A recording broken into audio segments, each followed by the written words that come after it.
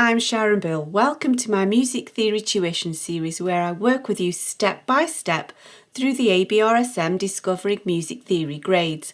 I'll work through every single exercise and explain everything you need to know. You can access information about the books I have available to help you on my website. Go to sharonbill.com. For advert-free and longer lessons, you can become a patron at patreon.com/SharonBill. If you can give me a like, that would be super, and please do subscribe to my channel to stay updated.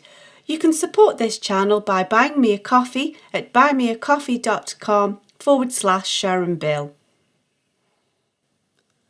Moving on to page 72 of the Grade 5 Discovering Music Theory workbook, we move on to exercise 3, which gives us the opportunity to have some more revision on the terms and performance directions that we've encountered so far in all of the grades 1, 2, 3, 4 and 5.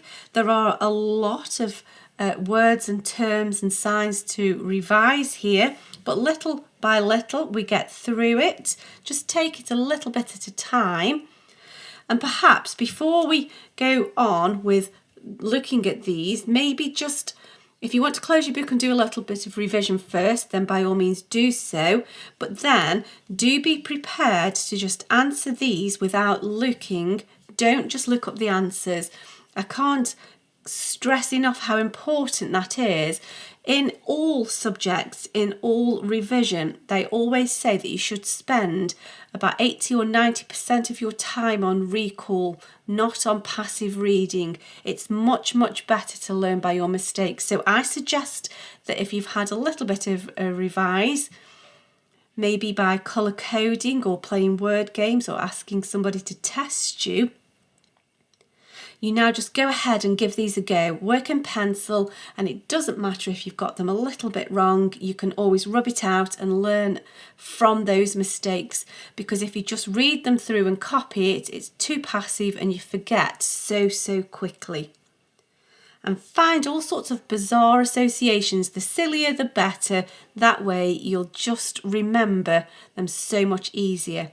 So I'm hoping that you've had a go of all of these on page 72 of the Grade 5 Discovering Music Theory workbook.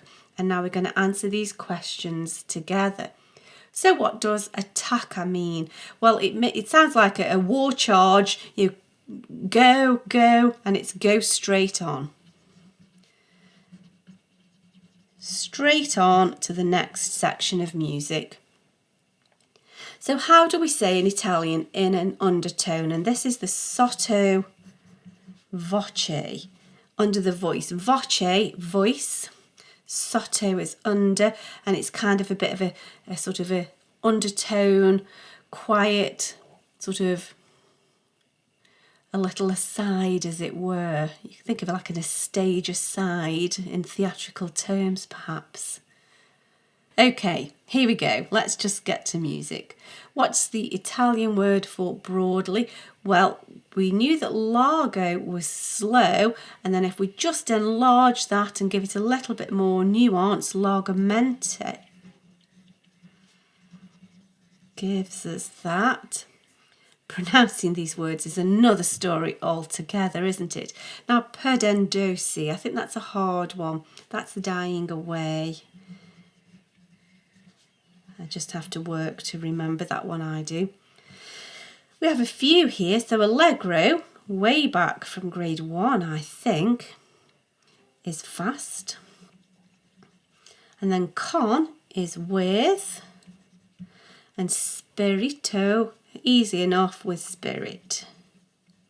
So it's easy to peg through that one.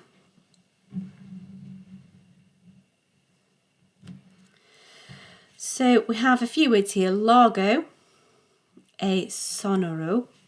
So largo is slow, e is and sonoro, sonorous, resonant. Next one, sempre, so that is always. And then we can see the root word here, cant, is to do with singing. Cantando, always singing. So the style of the music is always in a singing manner. So here we have, what is the Italian temperate choice? So we very often in normal speech we say ad lib, and in full that is ad libitum. You can really see the Latin roots of the word there, can't you? Ad libitum. So we have a few words here. Morendo, here's that sort of la mort, morbid, kind of death association. Dying, away. So it's really not just in volume, but just generally in the whole character. And we're going as far as to say to nothing. Quasi means as if. It's kind of a like word, as if. Or I guess you could say resembling. Now we need to answer this with another performance direction in Italian. So what's a word that's similar to the meaning of smorzando? So we can see that more there, smorzando. So we could say perdendosi, which is dying away. We've already done that one. Or let's think, we could just go straight for the morendo. And we can see that there. Now this is the abbreviation of rinforzando. We can see that RFZ. And that kind of, we can see the similarity to the word that it associates in English as reinforcing. And so, what is the Italian for singing? Well, cantabile was in a singing manner, and just plain old singing is cantando. Both using that cant root word for singing. So what does largamente con dolore mean? Well, largamente, we've already mentioned previously, is the broadly. Con is with, and here's that sort of dolore, con dolore, that sort of in the doldrums, sorrowful with grief. And here we are again, similar meaning, that dolore root word, doloroso. So we're going to get lots more chances to keep testing ourselves. Do keep revising them in little bits at a time. I do suggest that you group all of the terms from each grade that have a kind of a similar meaning and colour code them in ways that make sense to you. Anything to bring about different word associations to help us to connect all of these words together. Moving on to page 73 of the Grade 5 Discovering Music Theory workbook, we now move on to some German terms. And oftentimes as we come into the Romantic period and beyond that, composers start to use their own language. And so we often find in music, such as Schumann or Schubert, we sometimes get a mix of Italian and German. So they'll put the Italian performance directions for things like diminuendo and mezzo forte and so on, but then they'll start to add some of their own words in as well to give more precise or subtle descriptions of how they want the piece to be performed. And so, as I've mentioned before, I do suggest that you group together all different words that have the similar meaning, whether it's Italian, slightly different words with slightly different meanings in the same topic, or all of the different languages. So I suggest that you colour code anything to do with slow. So that would include kind of the old grade 1 terms, grade 2 terms, largo, adagio, grave, and we'd have lento. And so now in that group, in that same colour coding, you'd put langsam and lent. And so there's a few extra words here to learn, and it's just a case of finding ways of remembering them, find word associations to help you and what makes sense to you really, play word games, whatever it takes. And so I suggest that you just have a little bit of a revise and then test yourself in exercise 4. Don't just look up the answers because it's far too passive. Best to get them wrong and keep trying until you get them right. Best to get them wrong now, really, isn't it?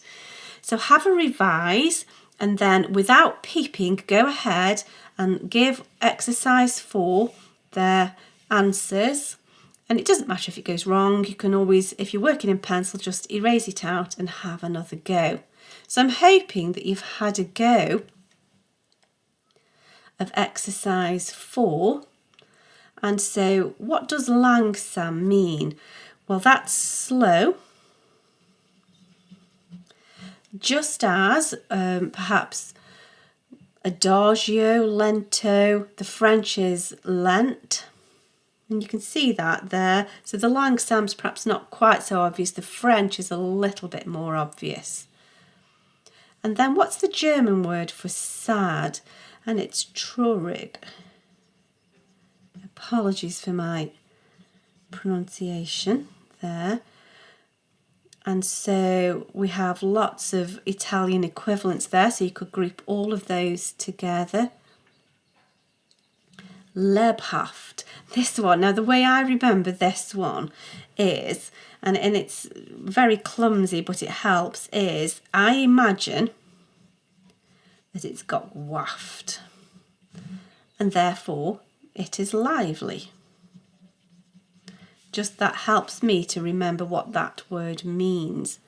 Now fast in French it would be vite, you know. So here we've got the word schnell. S-C-H, oh I've missed the N, let's go again. Schnell. There we go, that looks better.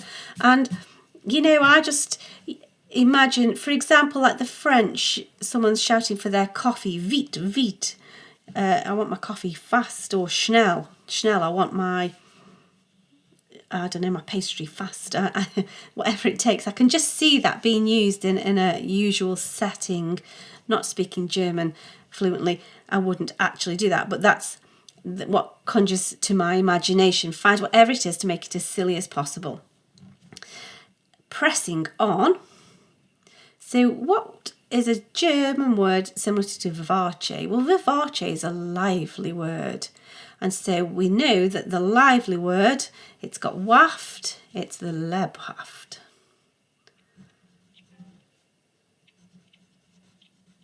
There we go. Ruhig. Now, actually, I really think this way, I just think it's got kind of a really peaceful kind of appearance. Can the word have peaceful appearance? To me it does. It just seems to have that calm kind of sound.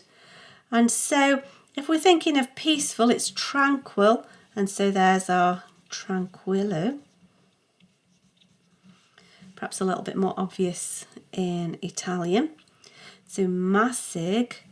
The only way I can think about this is just the M. It begins with the M.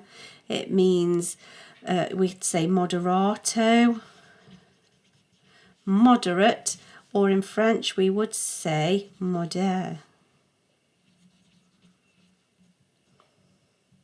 Or they are accents, they're modéré. I suppose they are grave accents, aren't they? So modéré, I think. Language is not my strong point, as you might see. So here we are. So we've already said this vite. I want my espresso vite, quickly, schnell. Oh, and I've missed the L again. That's funny. There we go, schnell. So that's that page completed. I hope this is helpful to your studies. Please do like and subscribe to stay updated. If you'd like to support this channel, you can buy me a coffee, and for advert-free lessons, you can become a patron. Do visit my website where you'll find many resources available to help you. Visit sharonbill.com. Thanks for watching. Bye.